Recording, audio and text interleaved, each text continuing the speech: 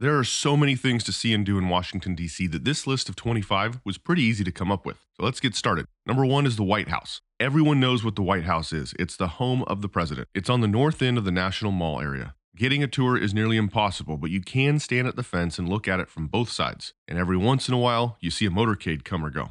Number two, the U.S. Capitol building. Also, most people know what this is. It's where Congress works. You can take an hour-long tour of parts of it. It's way bigger than it looks on TV. I have another video on the best way to get a more private tour of the Capitol by going through your local congressperson's office. Number three, the Washington Monument. You'll see this tall monument to George Washington from pretty much anywhere in the city. But get up close and look at it at night to really be awed by its size and beauty.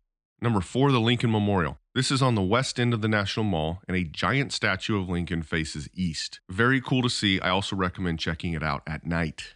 Number five, the Jefferson Memorial sits across the Washington Channel, and it's another iconic landmark worth visiting, which honors Thomas Jefferson, the author of the Declaration of Independence and the third U.S. president. Number six, the World War II Memorial sits just between the Lincoln and Washington monuments. It has two sides which represent the two fronts of the war and a beautiful fountain in the middle. Stand here at night and look east to the Washington Monument or west to the Lincoln Reflecting Pool. Number seven, the Korean War Memorial includes a field of soldier statues and a wall of names of American soldiers who died in the war. This thing looks eerie at night, but it's awesome. It's just a short walk from the Lincoln Memorial. Number eight, the Vietnam War Memorial Wall is an iconic wall with the names of all soldiers, sailors, and Marines who died in the Vietnam War. Number nine, Martin Luther King Jr. Memorial is a large statue in his honor, not far from the Korean War Memorial and also not far from where he gave his famous I Have a Dream speech on the National Mall. Number 10, the Law Enforcement Officer Memorial is a tribute to the thousands of American law enforcement officers who've died in the line of duty. Over 200 names are usually added each year, and you can look up officers you knew or who are from your area. If you've made it this far, it'd mean the world if you hit that like button. Thank you so much. Number 11, the Air and Space Museum is awesome, but you should know that there are actually two locations for this museum. One is on the National Mall, and it requires you get time slot tickets in advance. But the location outside of Dulles International is a huge aircraft hangar you can walk right into without tickets.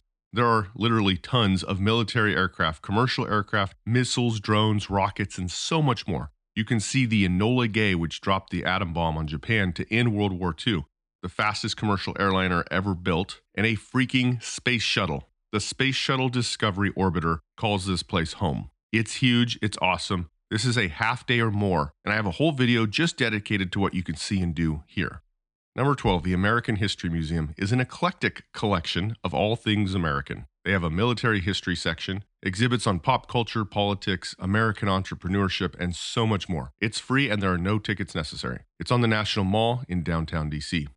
Number 13, the Natural History Museum is a giant museum of world-famous fossils, rocks, and so much more. There are exhibits on the origin of mankind, butterflies, mammals, the ocean, and you can see the actual Hope Diamond, one of the world's most famous diamonds. A favorite for kids, this place is free and no tickets required, located right on the National Mall.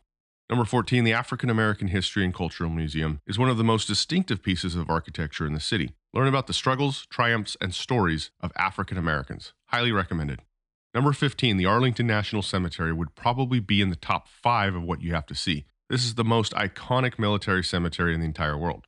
Over 400,000 burial sites and many other points of interest, including the Kennedy family gravesite, the Tomb of the Unknown Soldier, my personal favorite, the Iwo Jima Memorial, and the home of General Robert E. Lee, whose wife owned the land before it was annexed after the Civil War in order to create the cemetery. Paid tours are the best bet here because this place is huge, but feel free to walk around on your own and explore. You'll probably want to dedicate at least half a day to being here. Number 16, the National Gallery of Art has over 141,000 paintings. There's a sculpture garden adjacent to it, which is also pretty interesting. This is like the art gallery for the United States. Number 17 is the National Portraits Gallery. This is another museum worth seeing near the National Mall. It's a museum of painted portraits and the only place you can see all of the official portraits of the presidents of the United States. It's also on the National Mall, and it's a quick visit. Unless you're really into portraits, then you could stay there all day. Number 18, Mount Vernon was the home of George Washington. You can tour his residence, learn a lot about him and the time he lived in. It's a little ways outside of DC though. Number 19, the Supreme Court building is where, you guessed it, the Supreme Court is held. I'm told there are certain hours of the day where you can actually walk through the hearing room when court's not in session. You can also request tours from your local Congress office. Number 20, the Library of Congress was created as a library for Congress. It's one of the most beautiful buildings in DC, and it's an amazing public library. Located right next to the Capitol, there's even a tunnel in between the two. Number 21, the National Archives is a museum with famous documents and related exhibits. Most notably, if you go to the top floor, the rotunda houses the Declaration of Independence. And I mean like the actual one that was signed in order to form our country, the U.S. Constitution, and the Bill of Rights. No tickets necessary, just walk on in. This is an unforgettable experience, I promise. Number 22, Ford's Theater is where President Abraham Lincoln was shot. It's not actually where he died, though. That's across the street. Visit the site and learn the whole story. It's fascinating. Ford's Theater is in the Penn Quarter, about a mile north of the National Mall. Number 23 is Georgetown. Georgetown is a historic neighborhood in Washington, D.C., where you could spend an entire day. See the waterfront, take a free foot tour, and learn about the history or the ghosts of Georgetown. Number 24, the Wharf. This is a region of Washington, D.C. packed with restaurants, bars, shopping, and nightlife. It's along the Washington Channel of the Potomac River. For grown-ups, this may be your most fun time you spend in D.C. It's about a mile south of the National Mall. Number 25, the International Spy Museum, is one of the only major museums in Washington, D.C. where you actually have to pay to visit. It's about $35 per person, but it's a large museum packed with objects, stories, and history about real-world spies and espionage. If you're a fan of that, you could spend half or all of a day here. If you're not, skip it because there's plenty of free stuff to see instead. And that's 25 things to do on a trip to Washington, D.C. Plenty to fill up a week. But of course, there's a lot more too. Do me a favor and subscribe for more about travel, and look in the description for links related specifically to visiting Washington, D.C. My name is Brandon, and I'm wishing you a safe and fulfilling travel. Have fun.